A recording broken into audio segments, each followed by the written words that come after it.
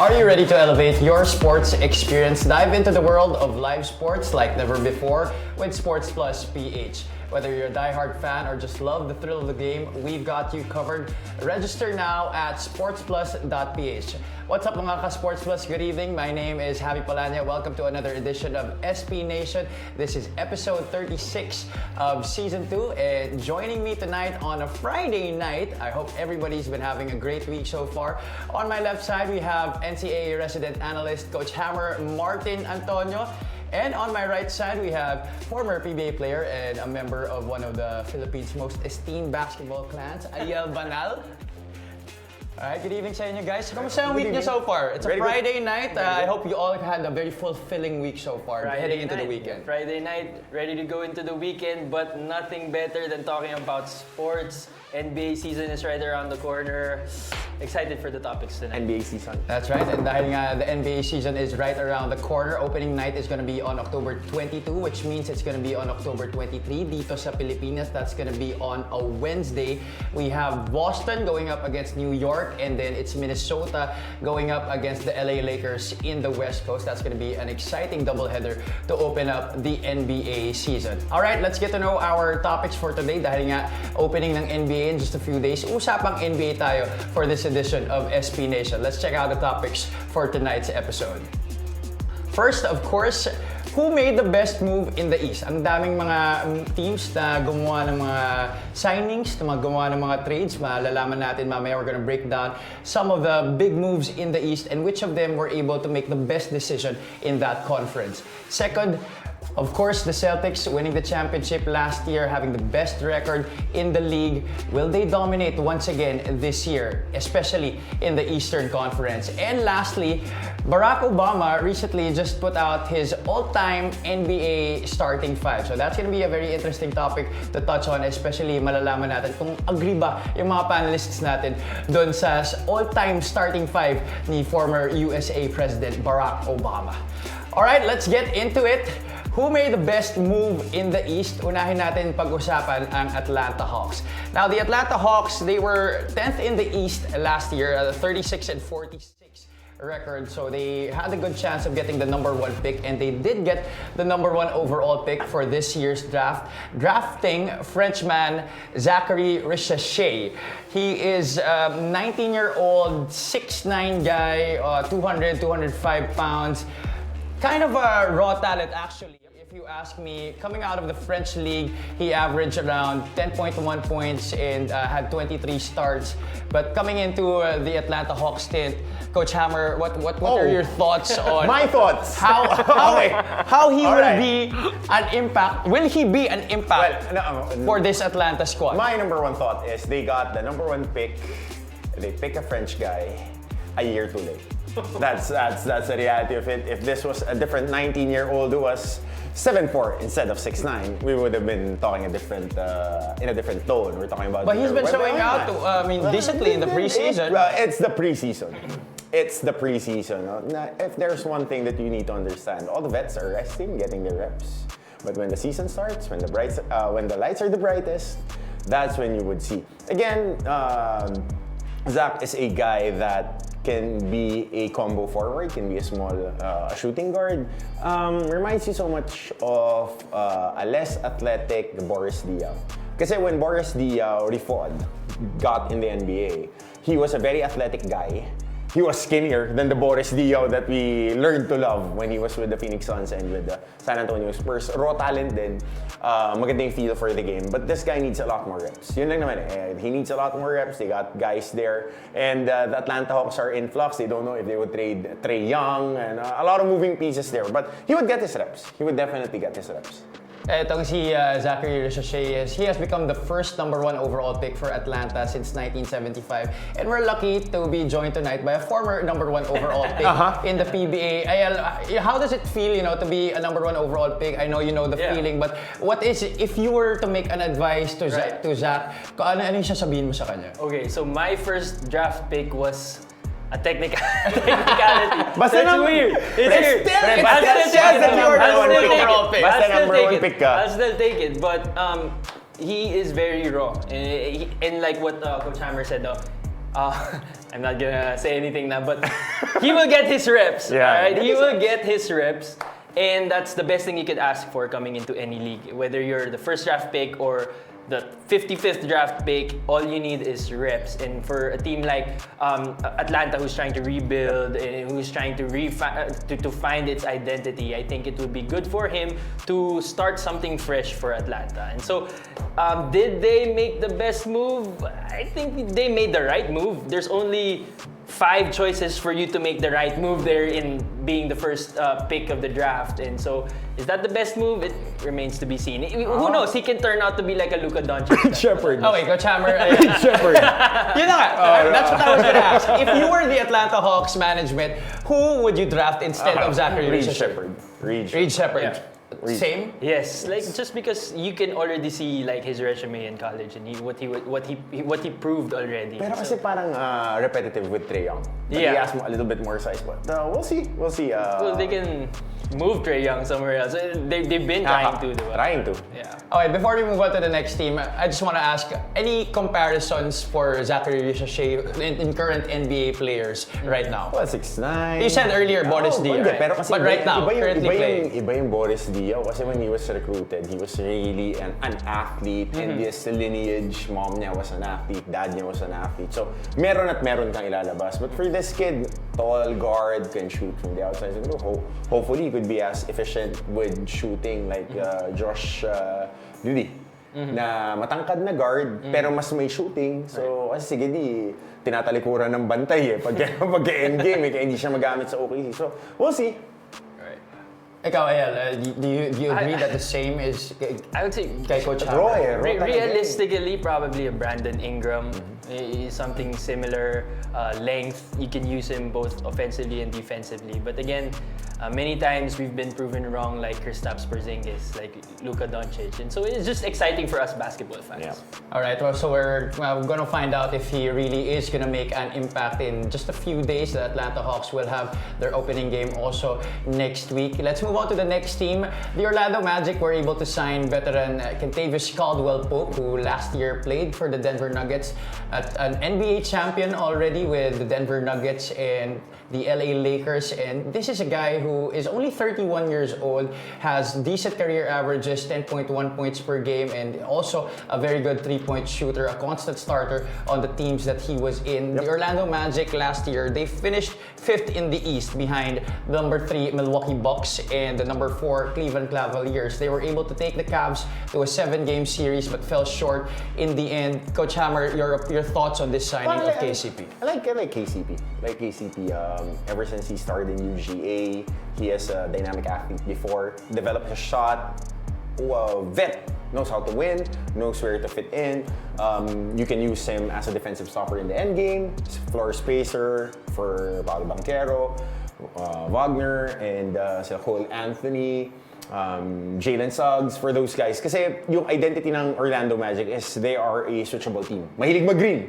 Hard switch on everything dahil even Jalen Suggs is a smaller guy but can defend bigger guys than him. So, kahit mga 4 na tatapat sa kanya, kahit di naman mga katangkaran yun, wala naman mga Zach Randolph na babakbakin sila sa poste. So, he's a good fit kasi kailangan din nila ng veteran dito sa team na to. Kasi that's been the story for Orlando for the longest time na they get all the young pieces but hindi pumipik na nasa kanila. Nikola Vucevic, Gordon, and all those guys na nanggagaling sa Orlando nung na-trade, tsaka nagbo-blossom kasi they're playing in a better situation. But now, there you have a building block in Banchero. So, we'll see. Do you think this addition of KCP Ayel would be a good mesh with the young guns? He's a veteran, but in Orlando, as we've already been mentioning, has a slew of young guys who are out there to prove themselves and are very hungry to have victorious moments in the NBA. Right. Like what Coach Hammer said, like you can plug in KCP with any team. And did they make the best move? They probably made the best available move for them, because you can plug KCP right in the system of Orlando, and he was an integral part of those 2 championships with the Lakers and the Nuggets, and so he can play offensively and defensively. He will fit right in. Do I think it will be a core member of what they're trying to build? Probably not. Probably he's just passing through. Stabilizer. Something that will... Kasi both teams that you plugged in KCP were championship contending teams. Are the Magic a championship contending team? Probably not right now, right? But it's enough for them to advance later on in the playoffs. Teach them how to be grown-ups. Yes. Yun talaga. Kaya may mga vets sa team. You need grown-ups in the room. All right, so whether he's going to be a transitional piece or not, that's something that we're going to watch out for dito kay KCP. Let's move on to the next team, the New York Knicks. They were able to make perhaps maybe the most blockbuster trade of the NBA offseason. The Karl Anthony Towns trade. They received Cat and also were able to acquire Mikal Bridges before that. And Karl Anthony Towns, his numbers actually have dipped the past few seasons. He was a good, at least a 24-point per game scorer from 2019 to 2022, but after that his numbers have dipped by a few points. And what can you say about this addition of Karl Anthony Towns, this New York squad? We've talked about this in previous episodes, but just to grade if they really were one of the teams, or is the team that made the best move in the East? Well, I hated. I'm a New York Knicks fan, okay? So I hated the way that they lost Dante DiVincenzo. Because he is a gamer, he is a net positive in the end game. He shoots free throws, knocks outside shots, doesn't need the ball on his hands to create a shot, and would always compete. Dog talaga pagka compete. Karl Anthony Towns plays the same way. He shoots from the outside, gives Jalen Brunson space, gives Villanova guys room to operate. They have Mikal Bridges now, so they have size. Ang naging tipping point kasi nito is Mitchell Robinson not being able to get back on the timeline that they need. So emergency. They lost Hardenstein, so they needed a big guy, best available talent, Karl Anthony Towns. But the troubling piece here is he was shooting horribly in the Western Conference Finals. Kaya nag-move forward din yung Dallas. He was shooting below 35% from 2s and 3s combined. So that's a point of concern, because Julius Randle also provided a lot of firepower. Pero ito kasi floor spacer.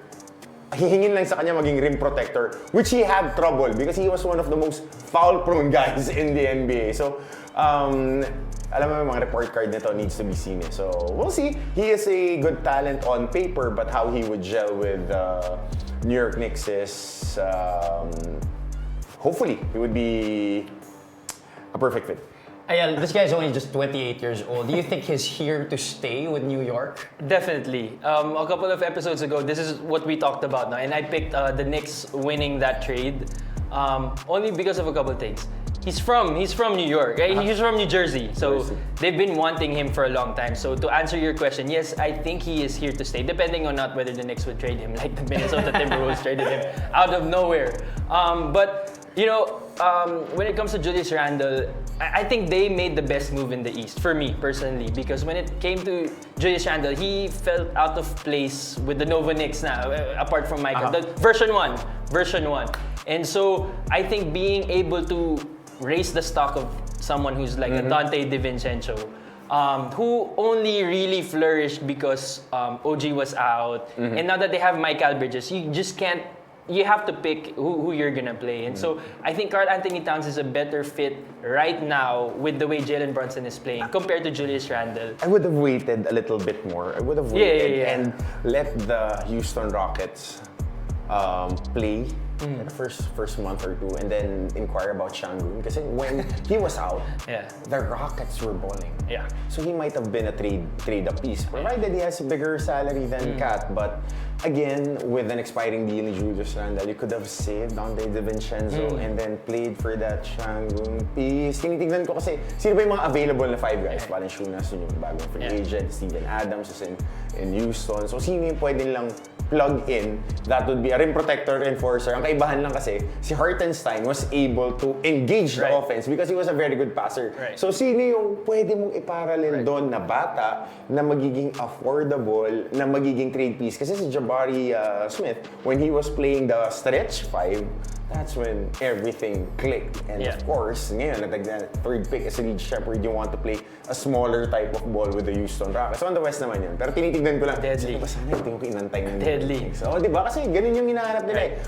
Nagpa-facilitate, may tira sa labas, nakaka-create. But again, na-trade na eh. So, And I would also mention na despite not being known for defense, si Karl Anthony Towns, he played not a rim protector, but he banged bodies and played great defense against Nikola Jokic, and they defeated them in the first round. So I like their opportunities now when they match up against the Sixers. And now that he's playing under a very defensive-minded head coach in Tom Thibodeau, do you think that his defense will even take a notch? I just hope his body holds up. Yeah, holds up. I just hope his body holds up because he's had a few injuries in the past. He only played 62 games last year. 38 minutes.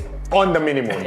On the minimum. But Karl Anthony Towns is not the only marquee name that moved to the East. Of course, we have Paul George, who also moved from the Western Conference, did not have an agreement with the LA Clippers, so decided to enter free agency, signed with the Philadelphia 76ers, and he's expected to join hands with the duo of Tyrese Maxey and Joel Embiid. Though many people are saying that he will fit seamlessly into the offense of the Philadelphia 76ers. Coach Hammer, you're a coach. How do you assess this trade, especially in terms of how he will mesh with the current roster? Well, Paul George has been and will always be an efficient player. He doesn't take a lot of rhythm dribbles. He just knows his spots. He knows how to get to his spots. Question would always be, how can he be fed? Dahil yan, magaling si Paul George off pin downs, off curls, off primary attacks to kick out sa kanya, and then he would go downhill. That's his best skill set. When he was with the Clippers, he was asked to do so much more whenever Kawhi Leonard, which was for the span of his contract with the Clippers, that's a different topic for a different day. Yun yung nangyari, naging point of attack siya. But now, it's going for the MVP, which is Joel Embiid. Inside out ngayon sila. And Tyrese Maxey is a pit bull, if I have seen one. So, mas tingin ko magiging efficient palalo yung numbers niya. He would be rebounding a little bit better. He would be passing a little bit more. Bababa yung scoring niya, but he would be able to do a lot more things, and he would be getting a lot more open shots. He signed a 4-year, $212 billion contract. Ayel, do you think this is worth the investment for Philadelphia? Before I answer that question, I can't believe this actually happened, because from our point of view, it was from that post-game interview that Embiid was nudging Paul George, who was commentating, I think, who's being an analyst. From our perspective, I'm sure it was being cooked before that, but from our perspective, that's where it started, and it actually happened. So I don't know how they pulled it off, but is he worth 4 years? It says a lot about how desperate the Sixers is for a championship. It says a lot about that they really need to lock in the next 2, 3, 4 years. Because imagine the last time they entered the championship was back in the time of AI. Right. 2000. Is it gonna be worth it? It remains to be seen, because Paul George in the past has been notably absent in the playoffs. So I think the best way for me to go about this is, your first option obviously is Joel Embiid, but your second option is Tyrese Maxey. He's hungry, he's a pit bull, and he's good. He's not just aggressive, but he's actually super skilled. So to put him down in a third option would be something similar to Andrew Wiggins going to the Warriors back then. And it proved really well for them. And so this might work for the Philadelphia. Paul George has proven to be a great catch-and-shoot option through the years. He has really improved on that. Sinabi nga kanina ni Coach Hammer na he's very good off the catch when he goes downhill and attacks closeouts. That's where he's best at right now. But, will Paul George... Will his knees hold up? He's going to team up with another injury-prone player in Joel Embiid. And that's a responsibility of their training staff. I saw him rehab his broken leg before face-to-face. I see that struggle when I was doing my internship. So we'll see if the legs will hold up. But again, we won't be expecting him to play 82 games. Isa staggering nila yan. The important thing is, in the money rounds, they need to be healthy. Both him and Jojo. Dahil sa kanilang dalawa, iikot talaga yung offense na to. Alright, so that's it for the important moves in the East. Ayel thought that the New York Knicks made the best move in the East. Ikaw, Ako, yung i-discuss natin sunod, they made the absolute best move. None of those guys are the best move. Nobody. hindi yung mga yan. From the East, this next topic, this next team, delivered the best moves. This is what I think. Alright, let's move on to our next topic on this episode. Will the Celtics, the defending NBA champions, dominate the Eastern Conference? They had the best record last year. They were at 64 wins last year. They had 7 more wins than the next ranked team, which were both in the West, in the Oklahoma City Thunder and the Denver Nuggets, who were both at 57 and 25, and 14 more wins than the second seed in the East, which were the New York Knicks, 50 and 32. And the Boston Celtics, they had a very dominating move to the playoffs en route to the championship round. They won in 5 versus the Heat, won in 5 versus Cleveland, swept the Pacers in the conference finals, and won against Dallas 4-1. Very basic thing, okay? If it's not broken, don't fix it. Meddle with it. They resigned all the guys at key pieces. They gave them the contracts that they absolutely deserve. Jrue Holiday, Derek White, Jason Tatum. They resigned Jaylen Brown the year prior. So the infrastructure is there. Biggest part of this, the biggest move that they made was to retain this team. Could have played for another center since Kristaps is on the mend right now. But once he gets back to form, hopefully he gets back to form before the All-Star break. So yan yung antabayan natin because Al Horford is getting up there in age. Again, babalikan ko yung Houston Rockets. Is Steven Adams out there? Kasi siya yung panglabing dalawa sa kanilang roster. They need another big man to back up this squad. Could be improved, but again, the biggest move that they made was to allow Jason Tatum and Derek White to play for the national team and for Jaylen Brown to not be selected. Why? You put fuel to the fire, guys! The best move in the East. If you're the Boston management, wouldn't you be proud to have 3 Boston Celtics on the USA team? If they were playing, if management, again, babalikan ko, up for resale ang Boston. Would I want mileage to my best assets? Hell no! I wouldn't want that. Do I want a gold medal to 2 of my guys? Okay, have yourself a deal. They played stretch series. Okay, maraming series silang nilaro na went the distance. And they really did a good run in the regular season. The rest is very important. So, hindi ginamit si Jason Tatum. It's a paid vacation for him. We call a spade a spade. Derek White was played sparingly. So yung best move sa East, ginawa ni Steve Kerr. They put logs to the fire. Defending champs, hindi mo kinuha yung best, yung finals MVP. Ang ginawa ni Jaylen Brown, pagpunta parang si The Rock dumating sa media day. Sobrang lapad na ngayon. Big. He was able to focus on his recovery, on his training, and pag tinignan niyo yung mga video, where was he going to? To his left side. All the drills. So they said Jaylen Brown should have been called J.N. Brown because he couldn't go left. Now, he can go left and he can finish on top. So, I mean, Boston. But Ayel, how do you think this thing that happened to Jaylen Brown, not being selected on the USA team, will affect team chemistry heading into this next season? Do you think there's going to be some clashing between him and Jason Tatum? The problem with maybe adding too much gasoline in the fire is you might burn the house down. And very well put. Will the Celtics dominate the East? I don't think so. And we're not talking about will they come out on top, like just being dominant in the East. I don't think so because I think there's a storm brewing. And where is that storm located? Inside the house. And I think in Boston. And I think there's the reason why they were dominant last year. Not only because they shot a lot more threes. Those were just presented opportunities because they were strong 5 in the front. And what they did with Dallas was just amazing. They They looked for Kyrie, they looked for Luka, and they hunted them because all 5 were really effective in one-on-one breakdowns. Thus, opportunities for the 3-point shot, right? Yep. The problem with this now is heading into this year, the chemistry might be susceptible. Why?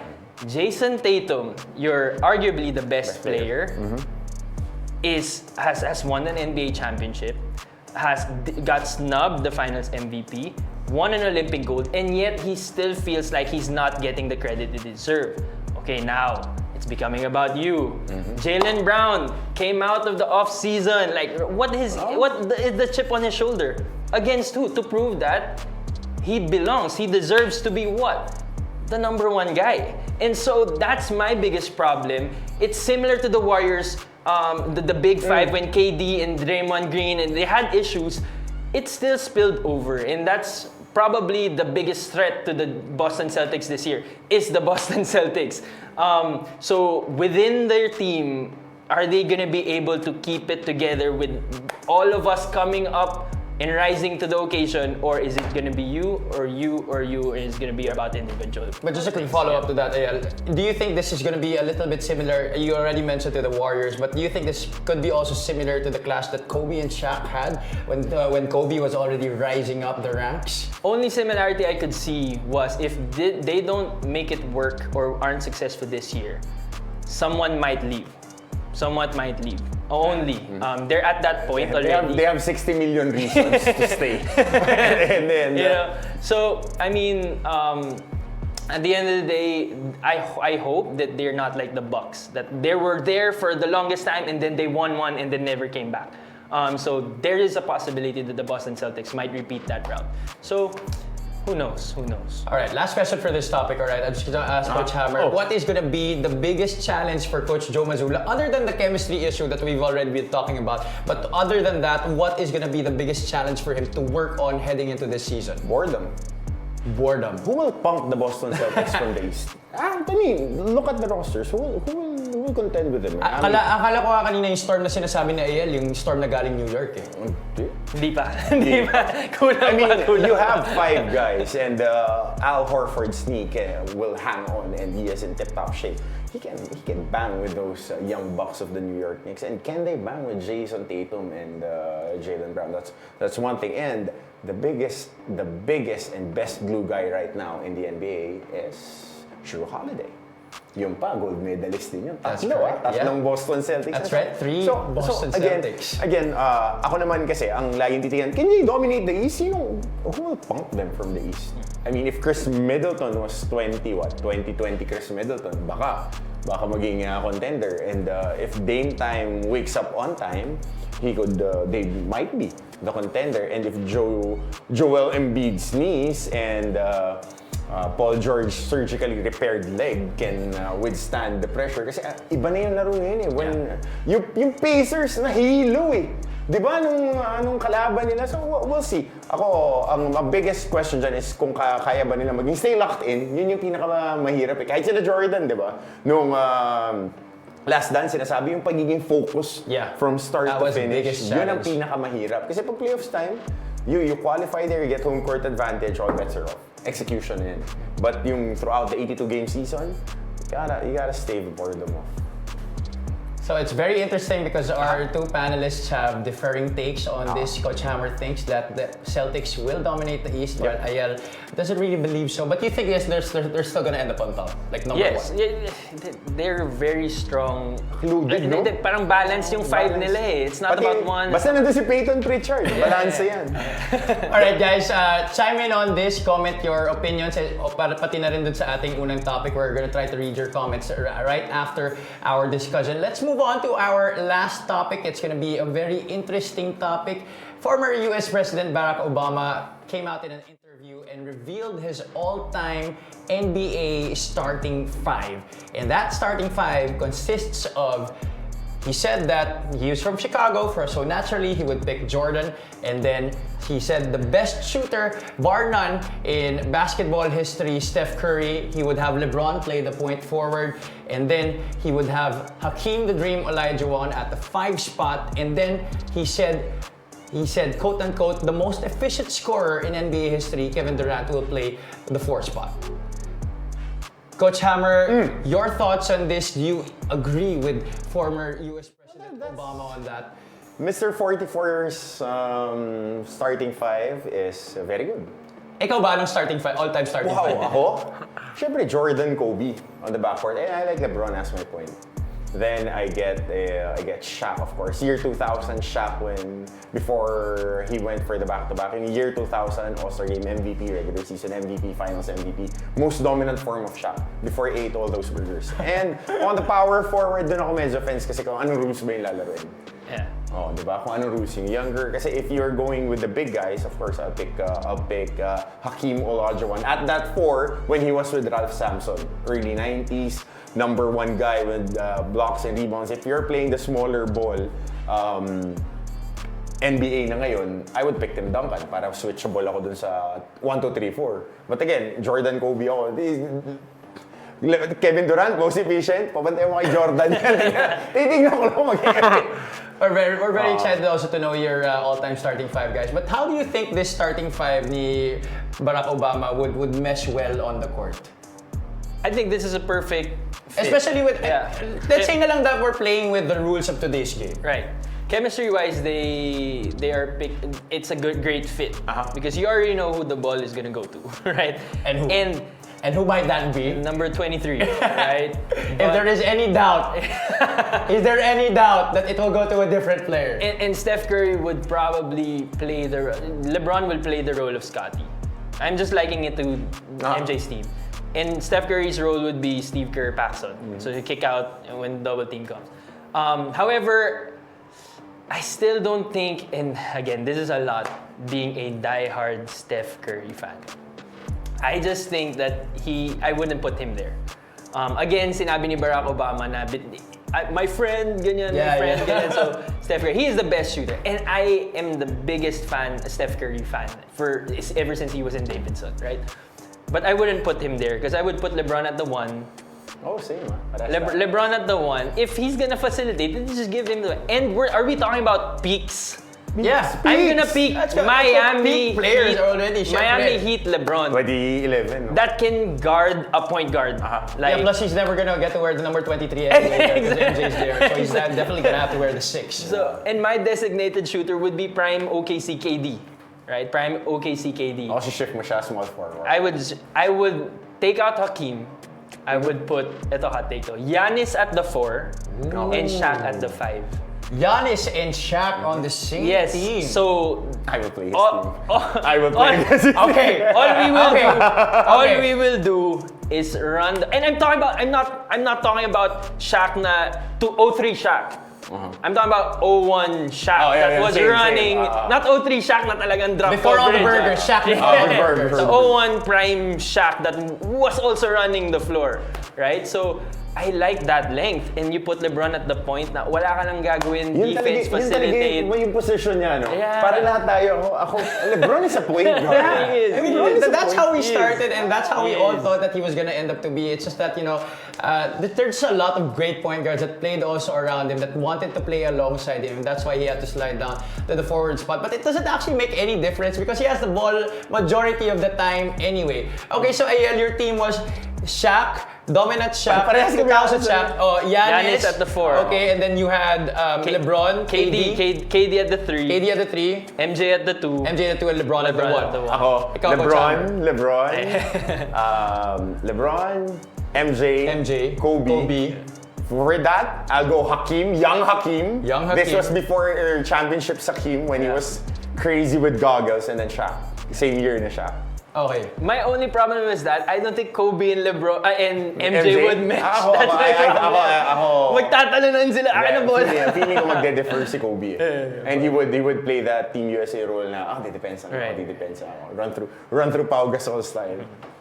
What about you? Ikaw. We would love to hear This is a your question thoughts. that I thought would never happen here. Akala ko yung tanong ngayon. NBA season tayo eh. NBA Okay. season. For me talaga, I would definitely have MJ there. I'm a very big MJ fan. I would have Kobe at the other wing spot.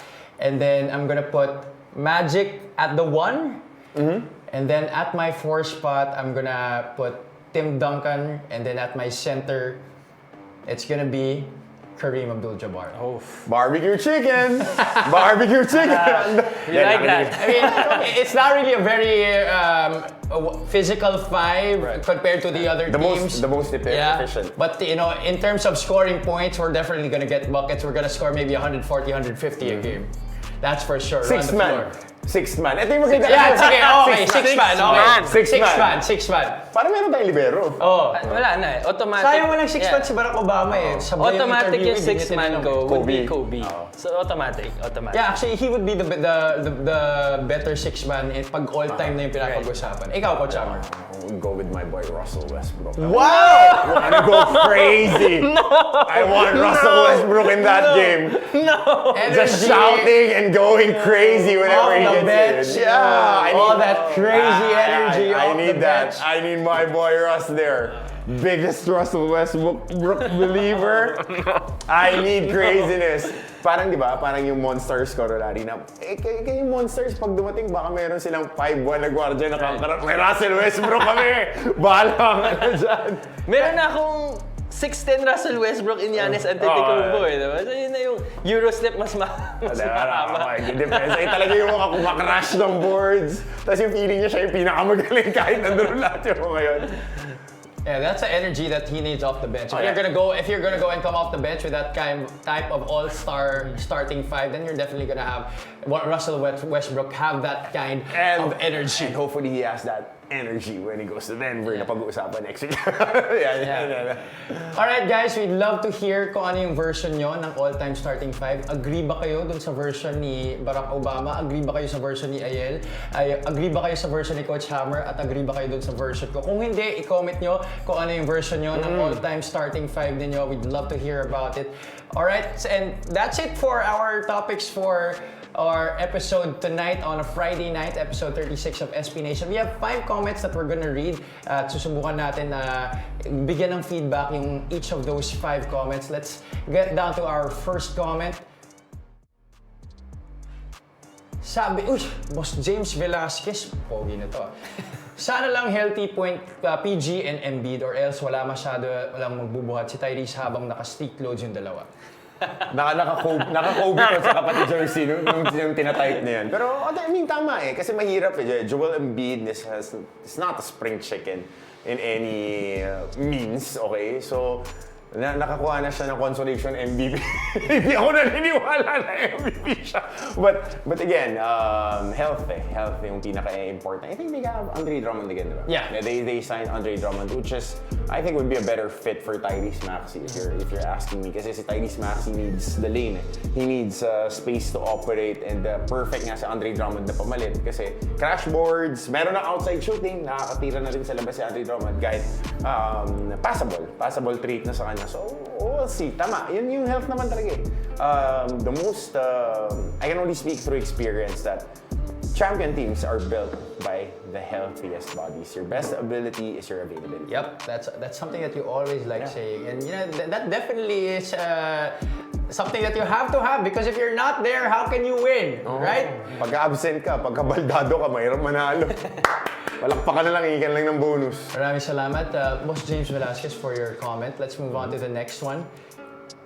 Galing kay Rafael B. Ang hindi na yan, yung Celtics, mga once in a blue moon lang yan malakas. You mentioned Ayal earlier na baka para maging Milwaukee lang sila. Pero you said na this is not gonna happen to them. They're still strong on all 5 positions. Ano ba yung naging malinong Milwaukee team na yun? Kaya hindi na sila bumalik dun sa tuktok?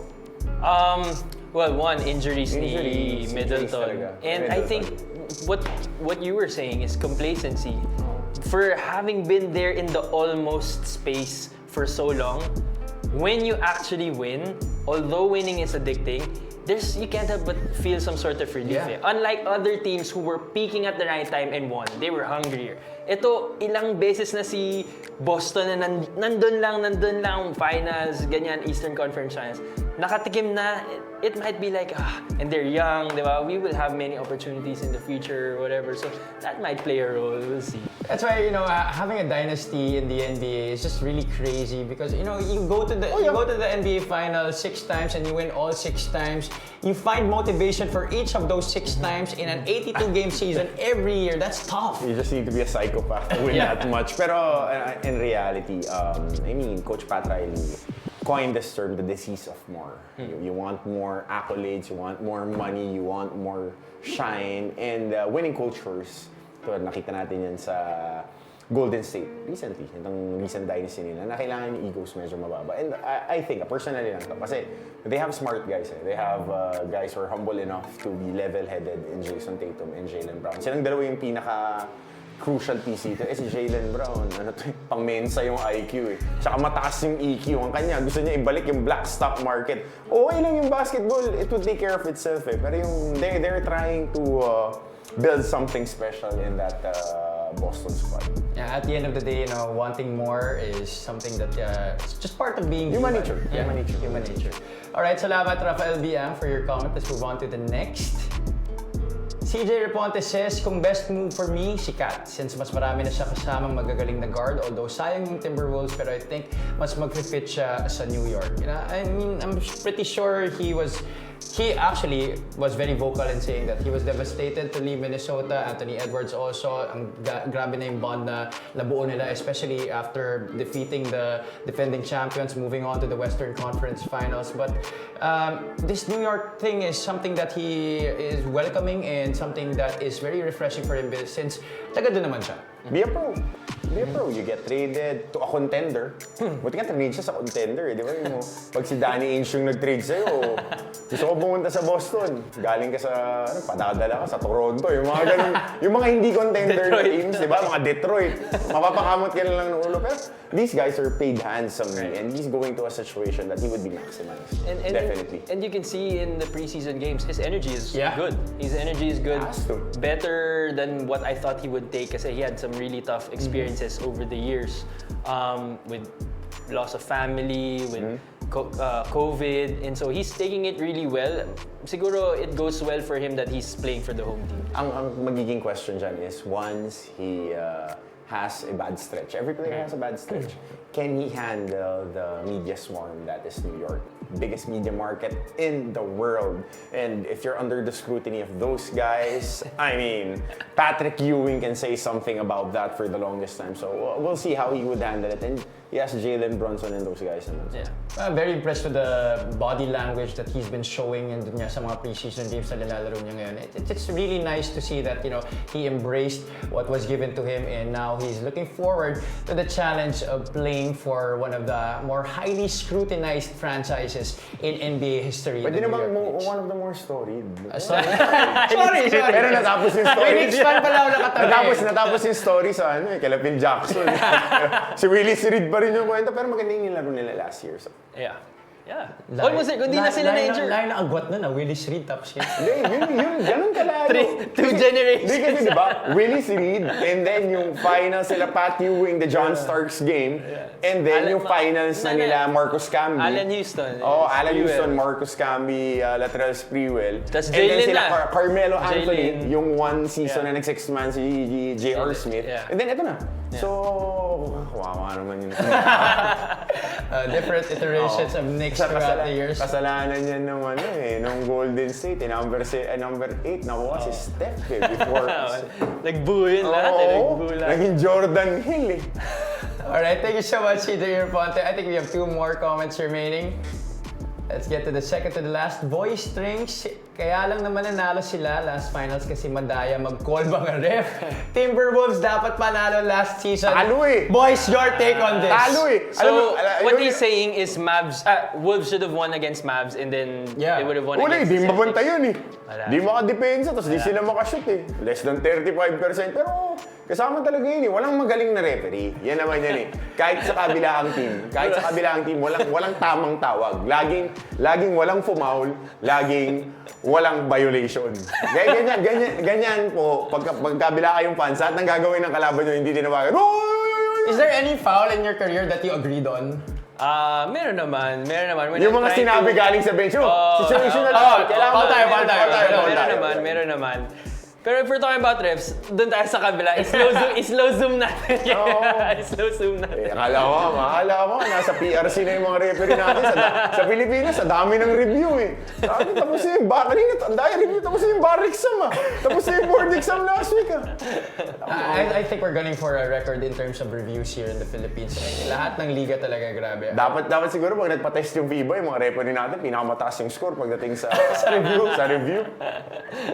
Okay, maraming salamat, Boys Strings. I'm sorry, but we don't agree with that. If it's just referees we're talking about, I don't think, that's really a big factor as to Pero pag si Joey Crawford, masama talaga tumawag. It depends. It depends. Does that guy even get any love, Joey Crawford? I don't think so. Alright, let's move on to our last comment for this episode. James Velasquez again, maraming salamat, boss. The worst enemy will be Jason Tatum's ego. I agree. There you go. I had also mentioned it earlier, if it comes out. The nasty asshole Jason Tatum who will want glory and respect as the best player to be recognized as the guy on his team. Pero kung mukhang mabait naman si Tatum, basta nananalo sila, parang okay lang sa kanya that Jaylen Brown gets individual accolades. Yun yung biggest question in any player, di ba? I mean, we can speak through it. We played at different levels na, again, if you can eliminate yourself from the equation and do what's best for the team, that's when everybody wins. If you think about yourself, you're taking yourself out of the team and may negative impact dun sa inyong synchronicity. Kailangan synchronized kayo at gumagalaw. Yung culture doon na napupunta. And it takes elite level emotional quotient. EQ yan na okay lang kahit di ako makashoot, basta nanalo kami. Dami mga uso sa Pilipinas yan Grade school pa lang, pag di nakashoot, nakasimangot kahit panalo ng 50 Kaya yung mga umaangat, yung nakakaintindi na, teka, it's not about me. Kailangan manalo. Kasi pag nanalo ako, the shoe deal will continue. Pag nanalo yung team, the shoe deal will continue. The endorsements will continue. The $300 million contract is not the last contract that I would be signing. Again, it's a 5-year deal. How old is Jason Tatum now? 24? Yeah, around that age. So at 29, we'll be looking at another 400 to 500 million if the prognosis are jumping. Kasi And diba Jaylen Brown, he just signed the biggest contract in NBA history. Right. And that's why I think with what Boss James said, I think this is why ang ganda ng pagpasok ni Drew Holiday dito sa Boston Veterano Celtics. Perfect. Yun kaya hindi nag-contain yung Bucks. Kasi na-injured din si Drew. Tama. Na-injured din si Drew. Iniisip ko may kulang Si Middleton. And Giannis din na-injure nung isang Yung playoff run nila, the following yung title defense. And look, let's just put it this way. Everyone's good when it's going good, right? They just won the championship. I'm it's very susceptible that once they lose this year and everyone sacrificed regardless, I think dyan na and sorry guys, this is inside information. Ooh. The worst, if we're talking about ego, athletes are the worst in ego. Oh yeah, for sure. Lalo na pagbayad na. Worst. Their competitiveness thrives on ego. And so, pag natalo sila this year and everyone sacrificed, it's now gonna get to the point where it's like, okay, I did this, I didn't take what's mine, and we lost. So everyone's good kasi nanalo sa championship. Pero pag natalo sila, we'll see. We shall see. That's gonna be very interesting. Kasi, I mean, kung ang simpleng atleta nga dito sa Pilipinas, sa pick-up game, napipikon pag natatalo, paano pa kaya yung mga NBA players na yan, na ang laki-laki talaga ng binabayad sa kanila, tapos grabe yung spotlight na nasa kanila. So definitely, that's something na gusto natin abangan if they're gonna be crumbling down, if they lose this coming season, or if their egos continue to rise, if they continue to win, and maybe get another NBA championship this season. All right, this was a very fun episode, you guys. We talked about the best moves in the East. We talked about if the Celtics will be dominating the Eastern Conference, and we also touched on and gave our thoughts on former US President Barack Obama's all-time starting five.